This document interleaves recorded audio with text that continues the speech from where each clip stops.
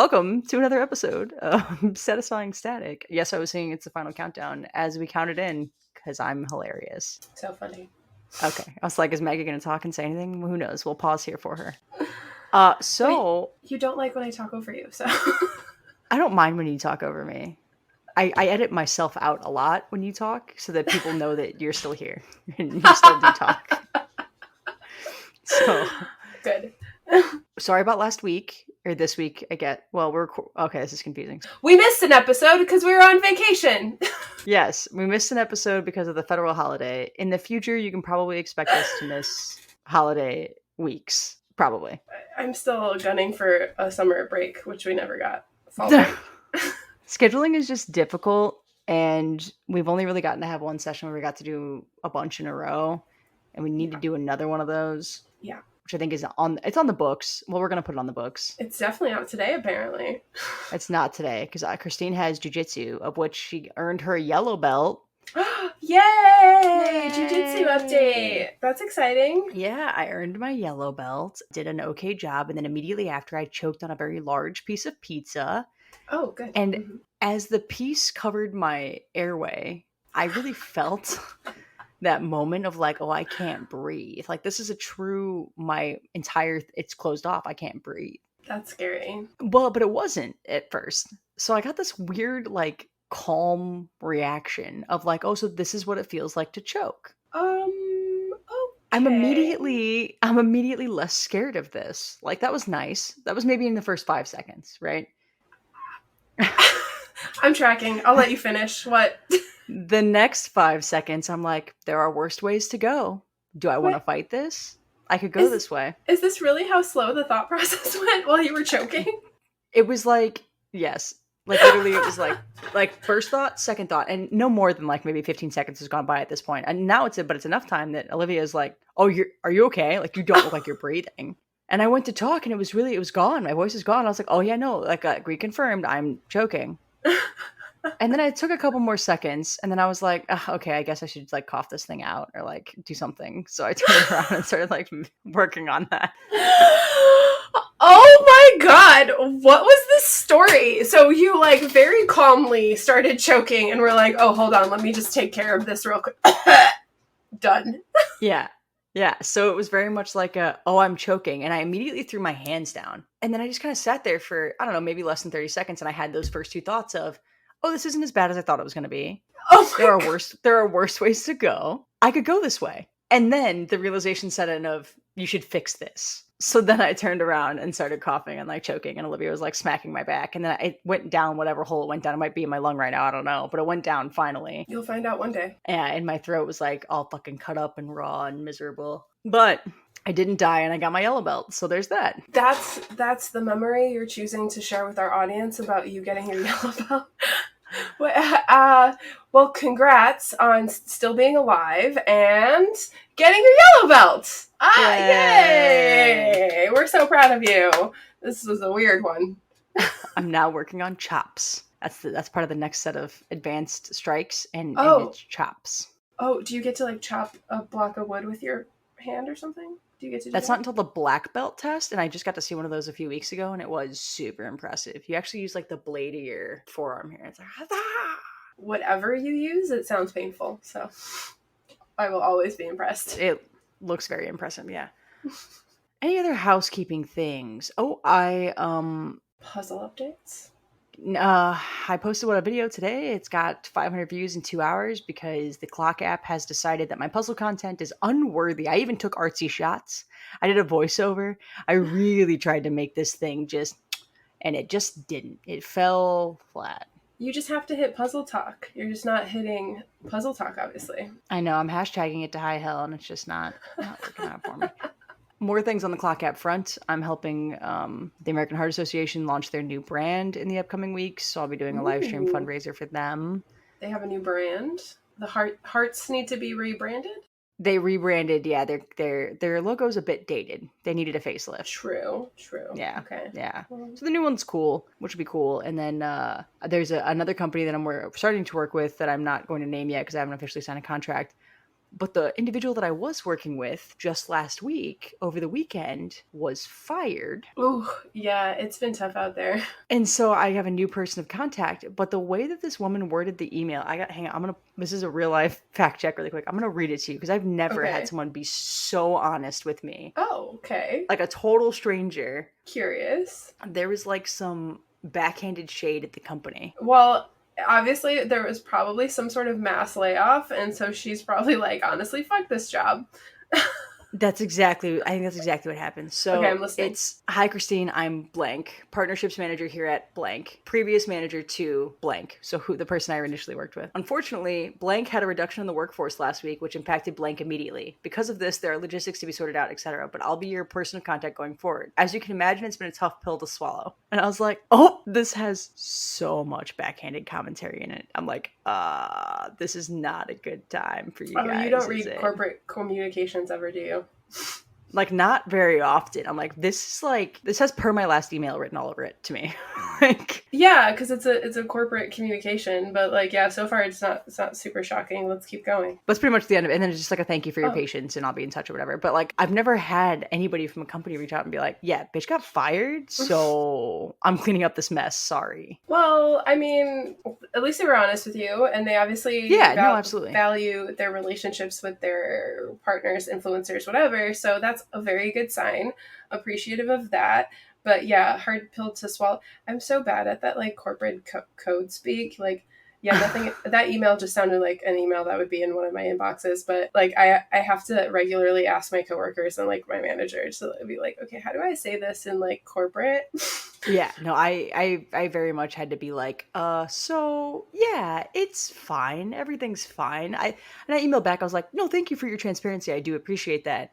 I was like, and for your quickness, because like I had just reached out to follow up again like a day ago. So the fact that you responded immediately, I'm like, oh great. And then I was like, you know how this goes. And then I fell really deep into it, and I was like, do they forward the other person's emails to this person? Is that how that works? Probably, especially if that's their manager, then yeah, she's probably getting all of their emails, or whoever they've decided gets. But nobody will look. Nobody will ever look unless they really desperately need to, because everyone's overworked anyway, and all of us are doing multiple people's jobs. So, at least from my experience in the companies that I've been at, where people have been fired or quit or whatever, their email gets forwarded to their previous manager, and that manager will never look at that inbox ever.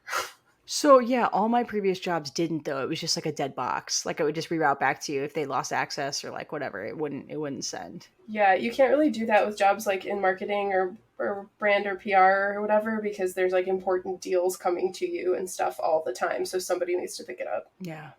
Do you have student loans? Sorry, we might have already talked about this. I do not, thankfully. I'm one of the lucky ones that paid all my shit off a while ago. And I had a lot of scholarships and crap.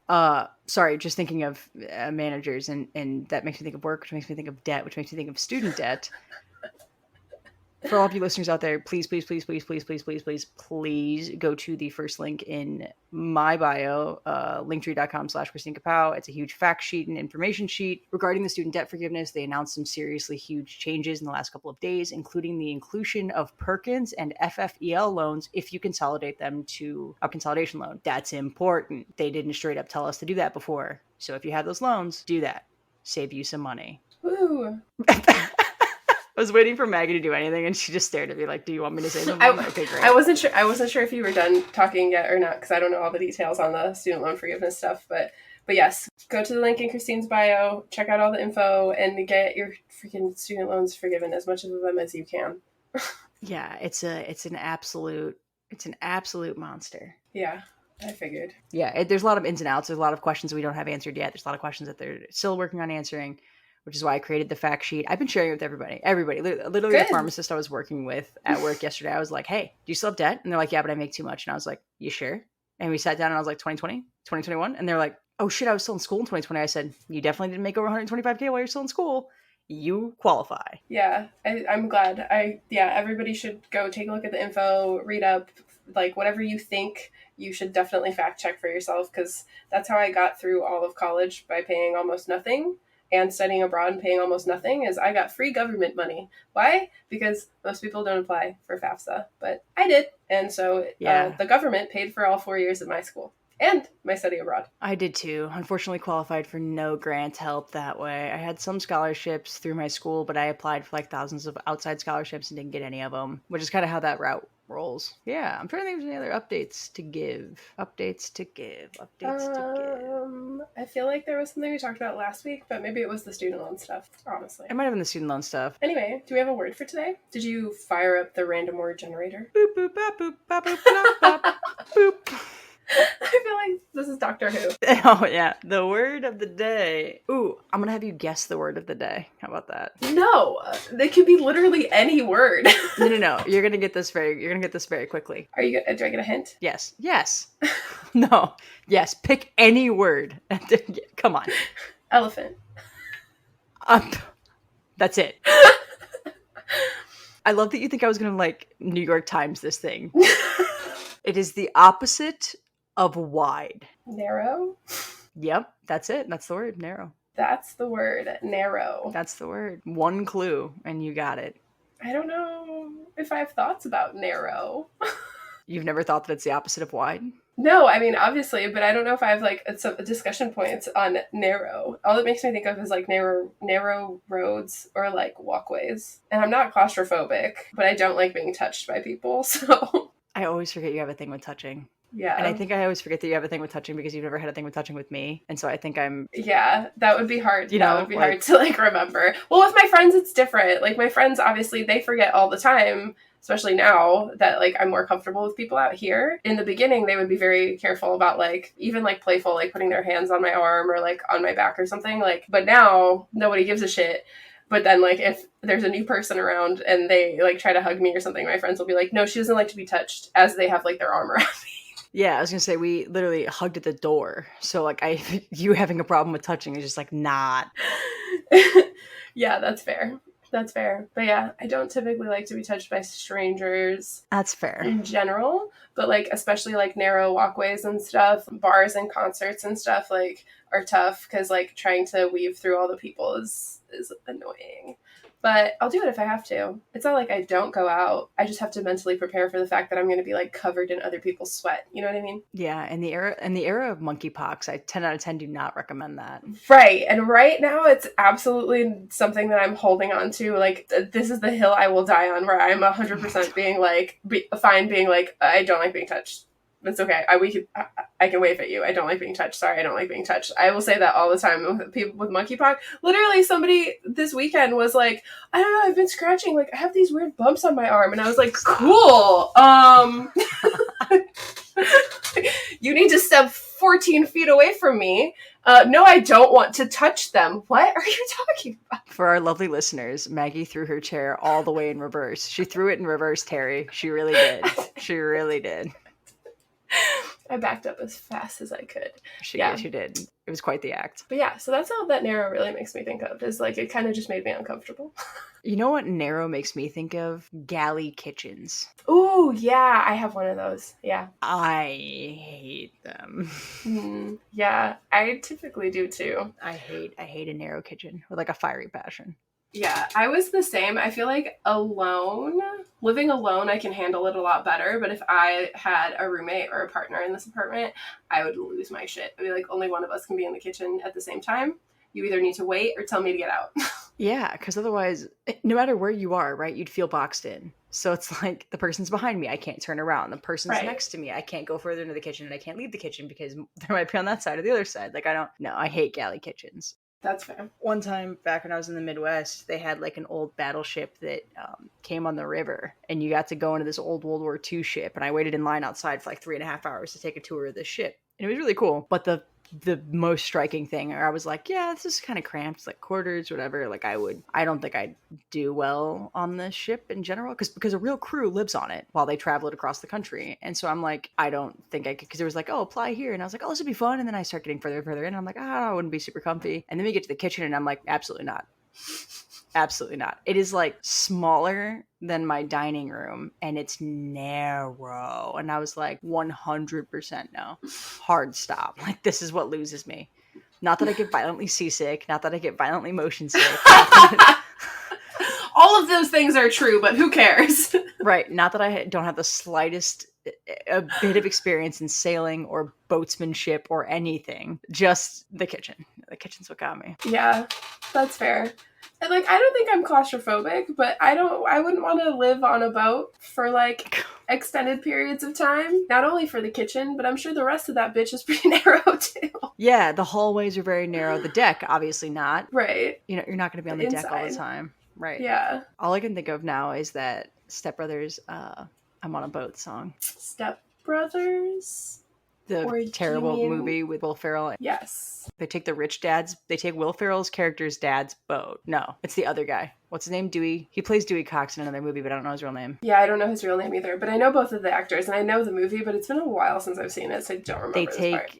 that guy's dad's boat, and it's like his prized possession, and they trash it, and they make a rap video on it talking about going to the Catalina wine mixer, and the song is titled I'm on a Boat. The only I'm on a boat song I can think of is by, what's his face? Fuck. Okay, now we have to Google it. Hold on. Yeah, there might be a real I'm on a Boat song. He's in Brooklyn Nine-Nine. What the fuck is that actor? Oh, by The Lonely Island. That's the only song that's coming to my head. Oh. Is that what you're thinking of? Because that's where my head went immediately. But then you said Step Brothers, and I was like, nah, I'm confused. Oh, no, so you're right. Okay. Step Brothers was Boats and Hoes. Boats and okay, yeah, okay. We're okay. Everything's clicking. Got it. Yep. My bad.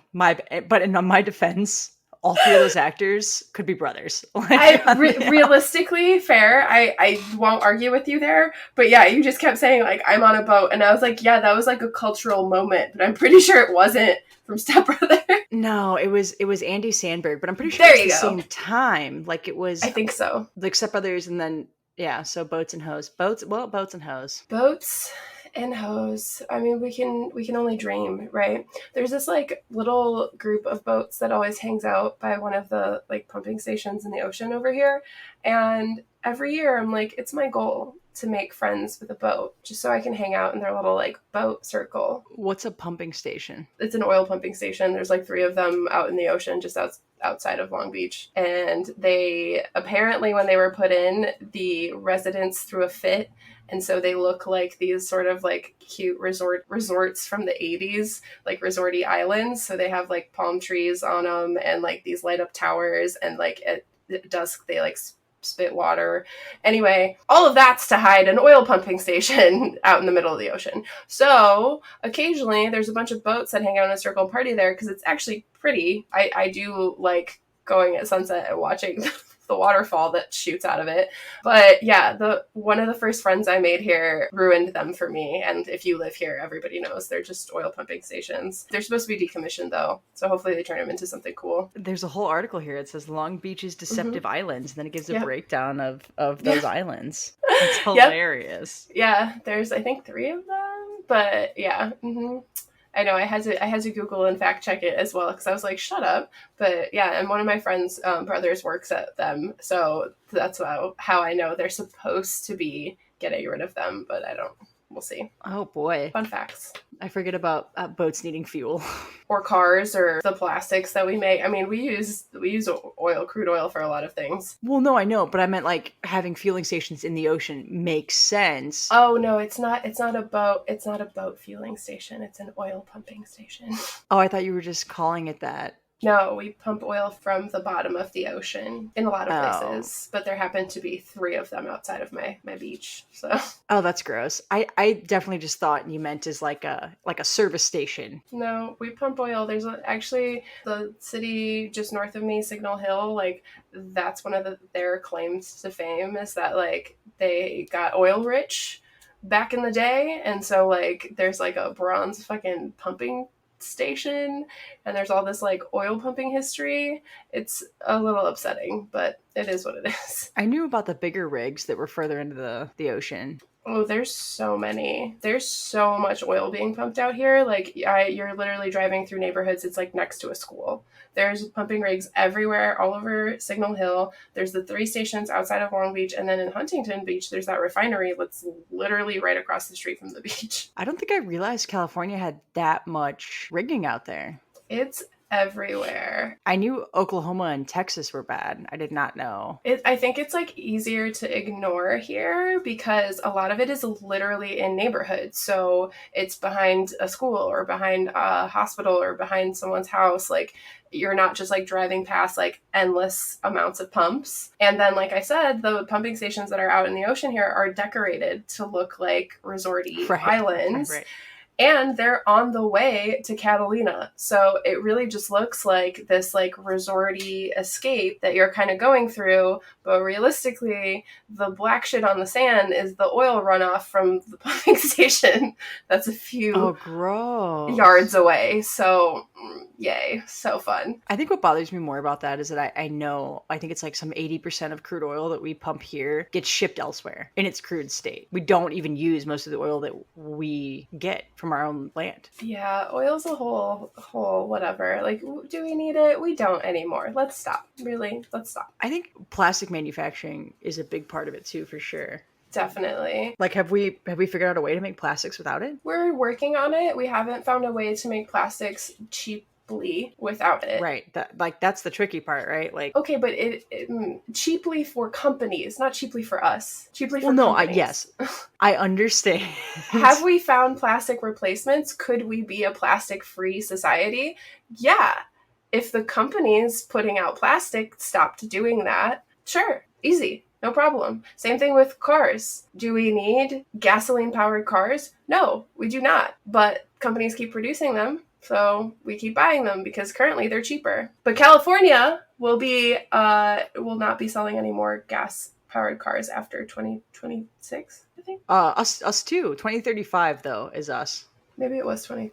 I feel like it was sooner. But anyway, yeah, no more new gas cars. Ours is 20. I think ours is 2030. Yeah, I think it's 2035. Because I was thinking that and I was like, okay, so do you just buy a 2034 if you don't like any of the, or like some people were joking that they're like, oh, so it's like fireworks. We'll just drive to New Hampshire because New Hampshire doesn't ever put those laws in place because New Hampshire's like, fuck everybody. Right. But like the point is the precedent, right? No, yeah, I agree. Like if companies aren't going to go ahead and take that step themselves because it's going to cost them money and time and resources, then governments have to force their hand because we're killing ourselves. Like, same thing with cannabis, right? Same thing with weed. Like, yeah, okay, it doesn't matter that it's illegal in Wisconsin because people are driving to the Illinois border and spending $35,000 in a year on weed, but other states have followed, right? That's the point, is that, like, other states saw that they were getting, other states were getting benefits that they weren't getting, and so now they're all following suit. So it's more about that and less about the fact that, like, yes, you'll still be able to buy a gas-powered car somewhere if you really want to, but let's stop. You know what I mean? Like, let's move away from that. Let's force companies to put out electric cars that are affordable for every fucking buddy else. Right. And you don't have a car out there, right? I don't right now, no. Are you gonna buy one? Yeah, that is the plan. So when I got here, it was still, like, pandemic. And car prices have been like absolutely freaking insane. It's been just like the housing market. Right. So I've kind of just been waiting for that all to crash too. And they've gotten better. So I started sort of looking, but I've just been waiting for prices to come down. But also parking in my neighborhood is a bitch and a half, and I do not have parking with my apartment. So I'm not in that big of a rush. And I might be getting a roommate, and she has a car and she said I can use her car whenever I want. So you're getting a roommate? I think so, yeah. Housekeeping, I'm getting a roommate. She's going to be living probably in this closet, so I'm going to have to figure out a different way to record for a few months until we find a new apartment. Okay, hold up. Who is this person that you have recruited to be your roommate? What do they do? What is their orientation? Could this be a fiasco? Could it be a fiasco? Potentially. But my logic about this is whether or not we know each other very well, because we don't, or I find a stranger to move in with, either way, I'm going to end up living with someone I don't know very well. At least this way, we have some time to get to know each other before she gets here. But anyway, she's a mutual off of TikTok, go figure. And she came to visit a while ago and like fell in love with Long Beach or whatever and like wants to move here. And I was like, well, I could use help with rent. I mean, we all could use help with rent. And built-in accountability. My reservations are high. Yeah. They are high. I know. And like, I understand that. However, I met you on TikTok. You did, but here's the get, friend. We never lived together. Right. But we had enough interactions and knew each other well enough that, like, after 4 months or so, I could have told you that without having to have lived with you. Yes, yes, yes, yes. But here's what makes me feel better about it. Okay. One, you're smart. And two, I know you can afford it alone. I would be really worried if you needed to bring this person in. Yeah. Because, like, you really couldn't afford things. Yeah. So then I'd be like, oh man, I don't want you to give up Right. your independence. To make things easier, sure. That's my only piece of advice for you, friend, is that whatever place you move into next, you can afford on your own. That's fair. Yeah, that honestly is like probably my biggest concern about the whole situation is the fact that like she doesn't have a guaranteed job out here, and the job market is currently tough as shit. And it is expensive as hell to live in California. So these are all things I've discussed with her. And I'm going to sit down with her and have another like, all right, listen, this is the reality of living out here. What's her general career field? She works in like a factory or something. So like general manufacturing? I think so. Yeah. Yes. Okay. She was trying. There's not a ton of blue collar stuff like that in California. There are some, and she said there were a lot of jobs listed for what she does and what she wanted to do when she was looking 4 or 5 months ago now. So I'm just hoping that by the time she's actually like thinking about moving out here, that there are still openings available. And she was also like considering union stuff and union work and looking into getting into unions. So like it sounds like she's been looking and has a plan. What's the timetable? Like end of February, early March. Oh, okay, so some time out. Yeah, because like my apartment is big, but like it's not a 2-bedroom. Having her live in the closet is not going to be ideal. And my lease is up in May, so that gives us like enough time to kind of feel things out, see how it's going, and if it's going well, she'll be here, so we can both look for a new apartment together. So yeah, in 3 months after the move-in, you guys can look at a new place, or you can be like, I'm actually going to look for my own place again. This was fun and everything, but I want to go somewhere else. Thanks. Right, or like you can just move out. Just get out of the closet. That one makes it harder for me because then people get shitty with like squatter rights and like your name's what's on the lease, so like that gets messy. That would be my only concern with that. We'll figure all of the details out, but that's the current plan. So great. Maggie's going to responsibly get a roommate, and that's awesome. Hopefully, yeah. And circling back, I hope so. To narrow, her room is going to be very narrow for a while. It's going to be very narrow. I don't know how. Very narrow. Well, I guess nobody watches the recording. This closet is a big one, but it's still a closet. It's still a closet. It's still a closet. Though I have heard that retrofitting closets into office is like a very California thing, especially in the Bay Area. I've been into a lot of apartments because I dog sit.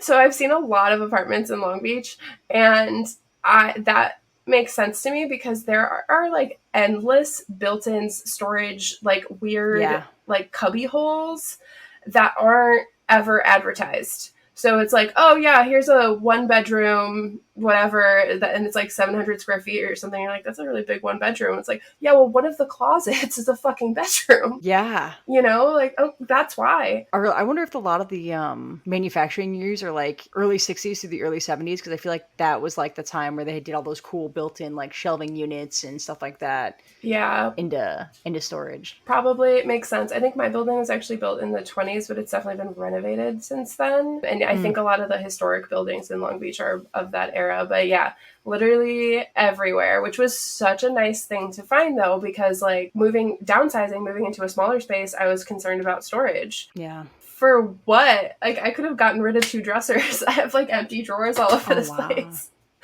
So I do love that, which will work out really well with a roommate because I have plenty of space for her to like get settled or whatever. But am I excited about it? I don't know.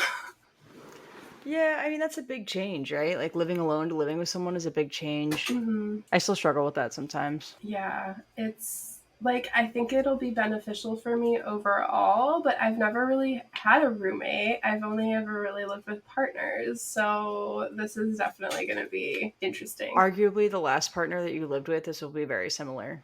Okay, that's fair. Okay, that's actually very fair. I was thinking about that the other day and I was like, why? You know what? It would have worked so much better for us if he and I just had separate fucking bedrooms. Like, why didn't we Yeah. think of doing that?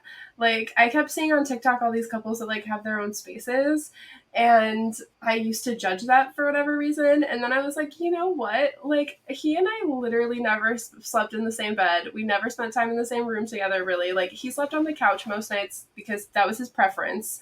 I could have very easily put my office in the dining room. We could have had our own separate spaces. Like, never talked. Yeah, no, 100%. Like, I know a lot of couples, especially I think in their 40s, that have separate bedrooms altogether. Me and Olivia really wanted a 2-bedroom place initially because we had concerns that we would really want our own divided space because we were two. But Olivia was a little better than that than I was because she was living with a roommate up until we moved in together, whereas I was living alone for an entire year. Yeah, it's a interesting adjustment. I haven't lived with someone now in over 2 years. I was just gonna say going on 3 years, yeah. We moved out in July of 2020, so yeah. So you're over 2 by a couple of months. So that's going to be really interesting because like I haven't had to like live with anyone or deal with anyone else in my space in a really long time. Just don't keep your expectations too narrow. There you go. You're welcome. Circling it back around as always. Every time we say that, I think of SpongeBob going and bring it around town.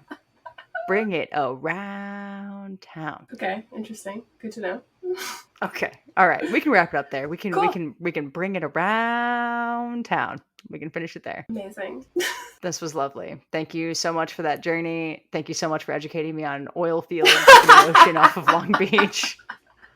I'm sure a lot of people look like fake islands. A lot of people will have learned something new in this episode. Thank you for that. You're welcome. Thank you so much. You're welcome. All right, guys. Until next time. No, we're just gonna end the episode saying the same thing every time. We couldn't have timed it better. I don't know how we're gonna do that again. We're the best.